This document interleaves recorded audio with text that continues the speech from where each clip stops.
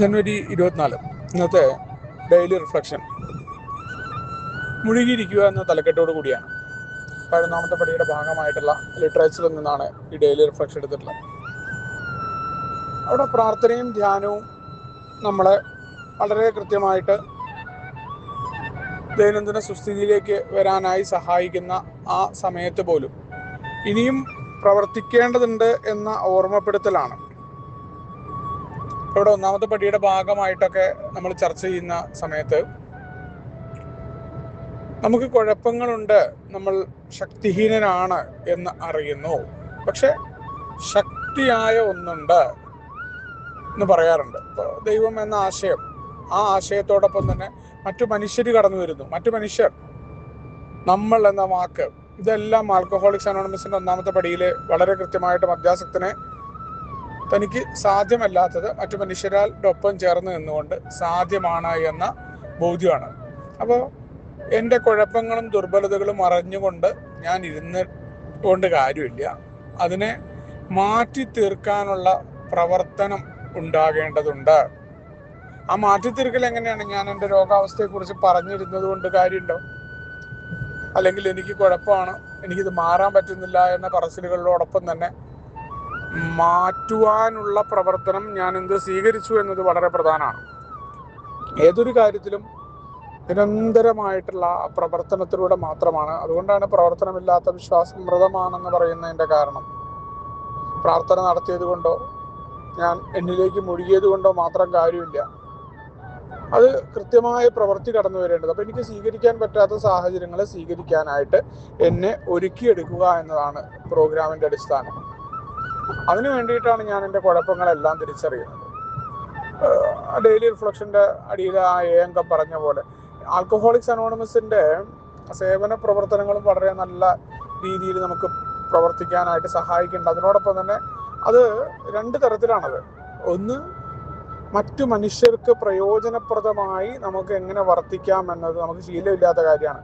നമ്മൾ നമ്മളുടെ കാര്യങ്ങളിൽ മാത്രം ശ്രദ്ധ കേന്ദ്രീകരിച്ച് നടക്കുന്ന നമ്മളെക്കുറിച്ചുള്ള ആങ്സൈറ്റി, ഇനി എന്തുണ്ടാവും, ഭാവി എന്തായിരിക്കും എന്ന ചിന്തകളാണ് പലപ്പോഴും മദ്യത്തിലേക്ക് പോയി വീഴുന്നതിൻ്റെ പ്രധാന കാരണം.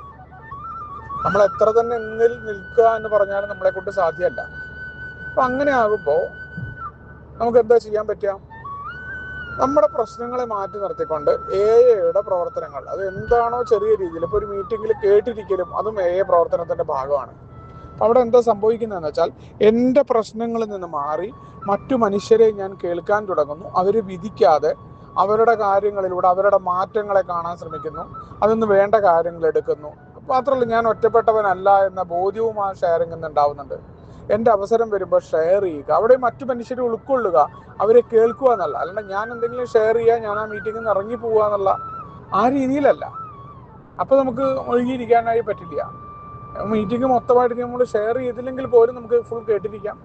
നമ്മുടെ പാർട്ടി വരുമ്പോൾ കൃത്യസമയത്ത് ഷെയർ ചെയ്യുന്നതും പ്രവർത്തനമാണ്. ഏതൊരു പ്രവർത്തനമായാലും, അല്ലെങ്കിൽ ഡെയിലി റിഫ്ലക്ഷൻ വായിക്കുന്നു, മറ്റ് പടികൾ വായിക്കുന്നു, ഏതൊരു പ്രവർത്തനം, മറ്റൊരാൾക്ക് സന്ദേശം, മെസ്സേജ് അയച്ചു കൊടുക്കുന്നു, മറ്റു കാര്യങ്ങൾ, അതൊക്കെ വലിയ രീതിയിൽ എന്തോ സേവനം ചെയ്തു എന്ന രീതിയിലല്ല, മറിച്ച് എൻ്റെ സുബോധാവസ്ഥയ്ക്കാണ്, എൻ്റെ പ്രശ്നങ്ങളിൽ നിന്നുള്ള മാറ്റം കൂടിയാണ്. പലപ്പോഴും എൻ്റെ മാത്രം കാര്യങ്ങളിൽ താല്പര്യമുള്ളത് കൊണ്ടും ഞാൻ വിചാരിച്ച പോലെ കാര്യങ്ങൾ നടക്കണം എൻ്റെ ജീവിതത്തിൽ എന്നതാണ് ഒരു മദ്യാസക്തൻ്റെ ഏറ്റവും വലിയ കുഴപ്പം. ഇവിടെ ഒരു മാറ്റത്തിന് നമ്മൾ വിധേയമാകുകയാണ്. നമുക്ക് ശീലമില്ലാതിരുന്നൊരു കാര്യം നമ്മുടെ ജീവിതത്തിൽ, മറ്റു മനുഷ്യരെ പരിഗണിക്കുക, മറ്റു മനുഷ്യരെ അവരായി ഉൾക്കൊള്ളുക, അവരുടെ കാര്യങ്ങൾ കേൾക്കാനുള്ള തയ്യാറെടുപ്പ് ഉണ്ടാക്കിയെടുക്കുക. ഇവിടെയാണ് പ്രവർത്തനങ്ങളിലേക്ക് മുഴുകുമ്പോഴും നമ്മളിൽ തന്നെയുള്ള ശ്രദ്ധാ കേന്ദ്രീകരണം കുറയാനും അതോടൊപ്പം മറ്റുള്ളവരെ പരിഗണിക്കാനുള്ള പുതിയ പാഠങ്ങൾ പഠിക്കാനും പറ്റുമ്പോഴാണ് യഥാർത്ഥത്തിൽ നമുക്ക് നമ്മുടെ പ്രശ്നങ്ങളിൽ നിന്ന് മാറ്റം ഉണ്ടാവുക. അതോടൊപ്പം തന്നെ അത്തരം പ്രവർത്തനങ്ങളിലേക്ക് ഏർപ്പെടുമ്പോൾ വളരെ പ്രധാനമായിട്ട് നമ്മുടെ ദുർബലതകളും നമ്മുടെ ശക്തിഹീനതകളും അംഗീകരിച്ചുകൊണ്ട് നമ്മൾ മുന്നോട്ട് പോകുമ്പോൾ ആ പ്രവർത്തനം നമ്മുടെ ഈ ദുർബലതകളെ പരിഹരിച്ചുകൊണ്ട് നമ്മളെ ശക്തിമത്താക്കി നിലനിർത്താൻ സഹായിക്കുന്നത് കൂടിയായിരിക്കുകയാണ്. അപ്പോൾ നമുക്ക് വളരെ കൃത്യമായൊരു പ്രവൃത്തി അവിടെ കടന്നു വരും. ഏതൊരു കാര്യമാണോ എനിക്ക് കുഴപ്പമുള്ളത് അത് മറ്റൊരാളുമായിട്ട് പങ്കുവെക്കുന്നതിലൂടെ അതിൽ നിന്ന് നമുക്ക് മോചനം ഉണ്ടാകാനും നമ്മൾ തന്നെ ശക്തിമത്തായ രീതിയിൽ നമ്മുടെ പ്രാർത്ഥനയിൽ പറയുന്ന പോലെയാണ്, എനിക്ക് മാറ്റുവാൻ പറ്റുന്ന കാര്യങ്ങളിലേക്ക് ആ മാറ്റുവാനുള്ള ആ ധൈര്യം കൃത്യമായി പ്രവർത്തിക്കുകയും നമ്മൾ അതിനെ മാറ്റുവാൻ തയ്യാറാവുകയും ചെയ്യും. ആ തയ്യാറാകുന്ന സമയത്ത് ശ്രമിച്ച് പരാജയപ്പെട്ടാൽ പോലും നമുക്ക് ഉണ്ടാകുന്നൊരു സുഖമുണ്ട്, ഞാൻ അത് ശ്രമിച്ചല്ലോ എന്നുള്ളതാണ്. അപ്പോൾ അത്തരം പ്രവർത്തനങ്ങളുടെ എല്ലാം അടിസ്ഥാനവുമായിട്ടും ഈ സേവനം, അപ്പോൾ ഇത് രണ്ടും ഭയങ്കര ബന്ധപ്പെട്ട് കിടക്കുകയാണ്, സേവനവും അതേപോലെ നമ്മുടെ സ്വഭാവത്തിലെ കുഴപ്പങ്ങളും. എന്നാൽ മാത്രമാണ്, അല്ലാതെ വെറും സേവനം എന്ന് പറഞ്ഞുകൊണ്ട് കാര്യമില്ല. കാരണം സേവനം ചെയ്യുന്നതിൽ തന്നെ മറ്റുള്ളവർക്ക് പ്രയോജനം ഉണ്ടാവില്ല. ഞാൻ പിടിച്ച മുയലിന് തന്നെ 2 കൊമ്പ് എന്നുള്ള ആ അവസ്ഥയിലാണ് സേവനം ചെയ്തിട്ട് കാര്യമില്ലല്ലോ, മറ്റുള്ളവരെ പരിഗണിക്കാൻ പറ്റില്ല. അവിടെ എനിക്ക് റിക്കവറി ഉണ്ടാകണം. പടികളിലൂടെ ഞാൻ പോകുന്നു എന്ന് പറയുമ്പോൾ ഉണ്ടാകുന്ന മാറ്റവും അതാണ്. അത് പ്രവർത്തിക്കുന്ന ഒന്നായിട്ട് മാറണം പടികൾ.